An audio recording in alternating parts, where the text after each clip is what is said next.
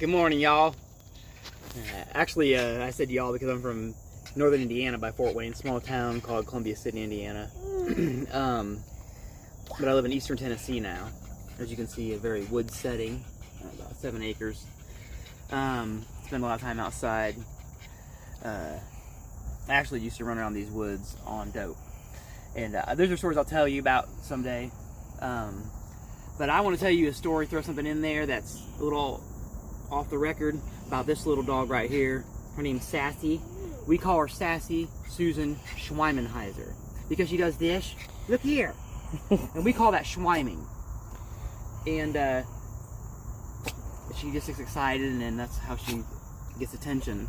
But this little dog, she came from Indiana, and we've had her for, how long have we had her? 8 years, 8 years. And she's probably 10 or 11. But she was in a trailer, I think, with 36 other dogs and cats, maybe other animals. And we're talking a small trailer, like 2-bedroom, up in northern Indiana.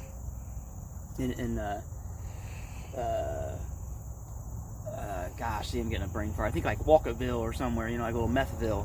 Warsaw. But Warsaw, Indiana, outside Warsaw, Indiana.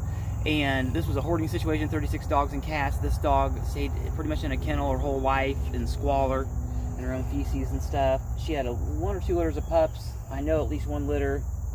I believe the story to be true. They killed all her puppies right in front of her, outside the kennel, and didn't care.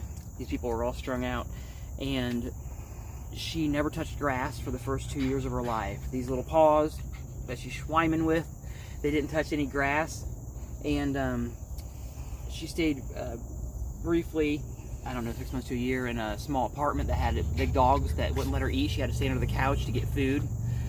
She would have to take 2 or 3 pieces of food, and you know, a lot of dogs do that. They'll grab pieces of food.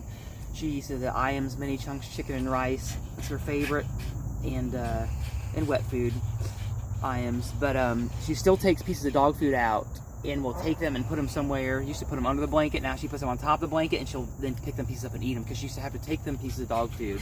Only way she could eat. But she was almost emaciated. And we have another dog we'll introduce you to that we own, that we rescued, named Foxy. And she was emaciated and pretty much defeated and almost gave up on life.